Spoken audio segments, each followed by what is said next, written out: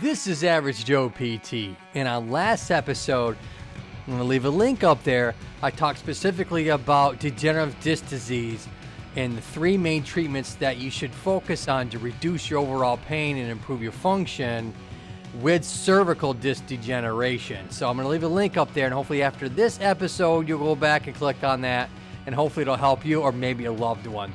This episode specifically, we're going to talk about the various nerves within the spine itself and the different symptoms that you're going to have specifically because of nerve pain and what type of injuries actually cause nerve pain. So let's go ahead and get started with nerve pain. No matter what type of activity you're doing at home or at work or in play, there's always an increased risk of having some sort of nerve injury. So let's go ahead and start with what are some of the obvious things that you can get nerve pain from. You can get it from 2 months inflammation that I've talked about in the past. You can get it from maybe a fall, a car accident, some sort of trauma that can actually cause nerve damage. Now, there are all kinds of nerve damage. We're going to talk about number one here, and we're going to talk about nerve pain coming from a spinal injury. So when we're looking at that, I'm going to kind of come up close here. So now I've always talked in the past, I'm going to leave a link up there about my herniated disc video, but obviously when you're pushing on the side and you're causing damage to the spinal nerve that way, that's actually one way you can actually cause the nerve to just get inflamed. So that's one. Number two, something as simple as maybe sleeping wrong, okay, and your neck kind of gets stuck in one direction. There's the nerves in that neck area that can get irritated and get inflamed, and next thing you know, you're having that. So let's say you were falling asleep, right? And you kind of did one of these things for, I don't know why, but maybe you fell asleep like that.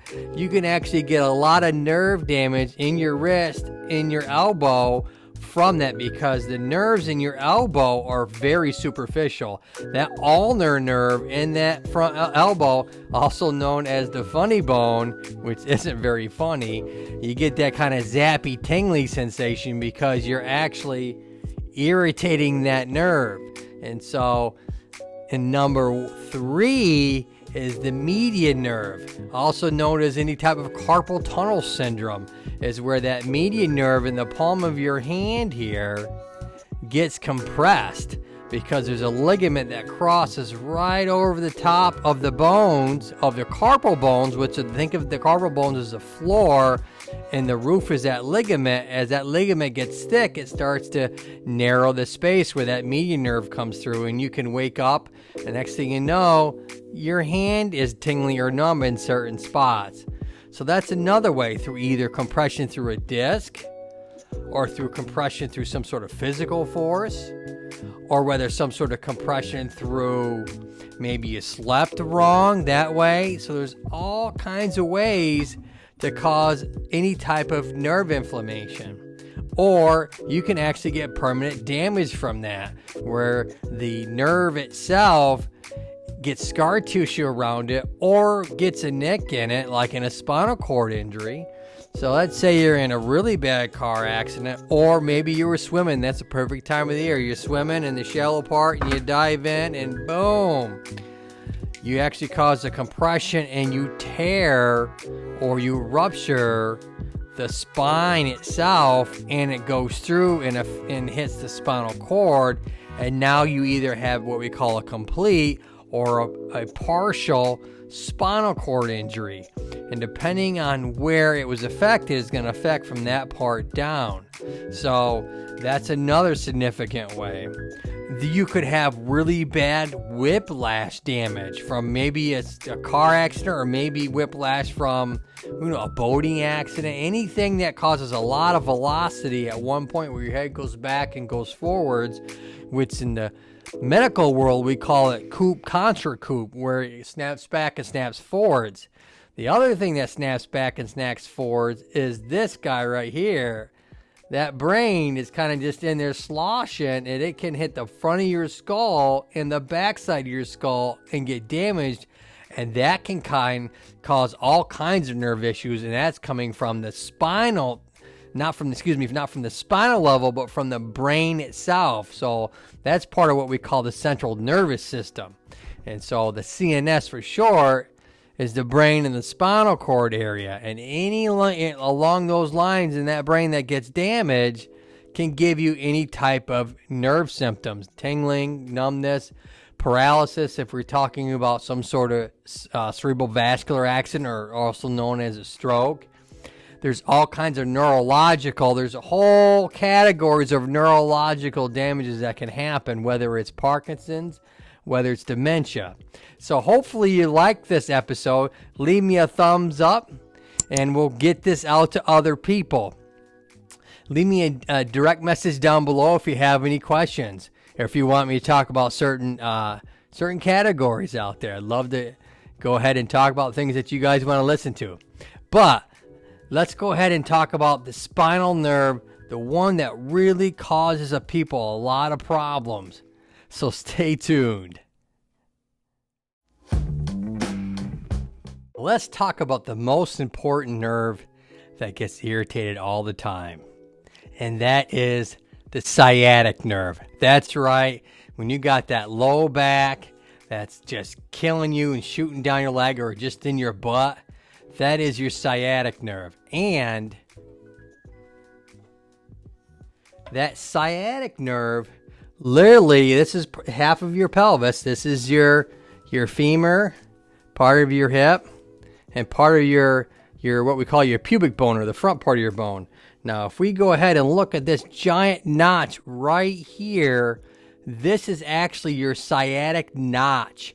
This is how big your sciatic nerve is, and all the nerve endings that are all bundled together as part of that goes through this hole and then goes down the rest of your leg. That's how massive that is. And you have a huge muscle that kind of goes from the inside of your sacrum here and wraps around the out on the back side and attaches over here on your femur bone. And that muscle is your piriformis. And we're going to talk about that in the next episode, which is piriformis syndrome. And that's a huge one. But on this episode, that sciatic nerve comes down, branches down your leg, turns into the common fibular, and also the common peroneal nerve on the back side of your leg, keeps traveling down, turns into several other nerves down into your ankle and foot. So if you're having any type of inflammation from your back, travels down to that nerve in your butt and then can travel down into your legs. Now, there's two other nerves in your hips and in your legs that no one ever talks about. They always talk about the sciatic nerve, but there's two other nerves in your back and hip area that can give you symptoms down your leg besides that. And number one is the femoral nerve.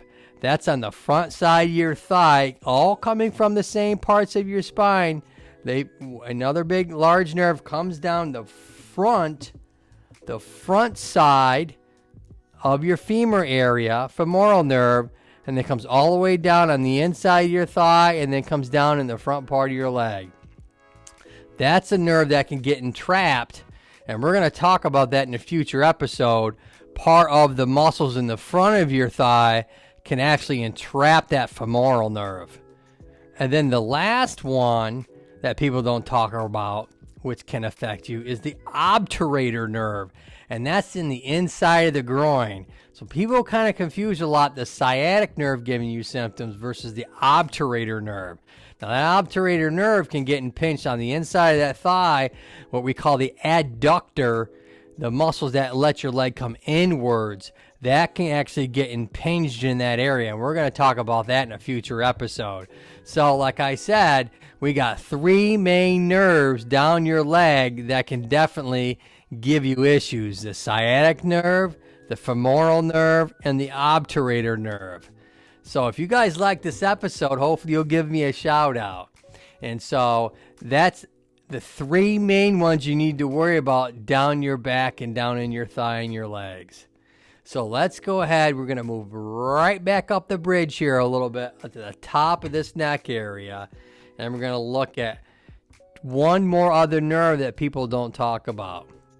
Now, they talk about the median nerve, right? And we talk about the ulnar nerve. Now, a lot of people don't talk about the radial nerve. Now, that is a nerve in your arm, branching off of the neck, comes down through your collarbone.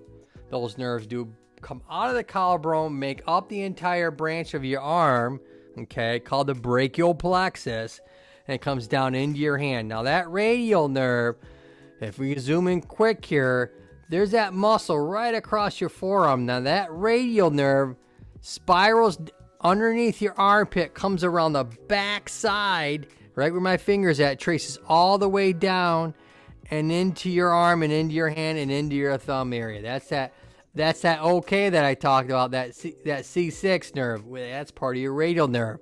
So if you're having any numbness or tingling, it could be coming from that C6, and it's following that track all the way down into your arm. So that's that third one up there that definitely can get irritated when it comes to the nerves. And they can be irritated from the neck and anywhere down the line. Let's say you have a collarbone fracture. That can damage your brachial plexus and cause that particular nerve, that radial nerve, to get irritated and give you numbness. So let's say, for instance, you're a nice little baby and you're coming out of the womb.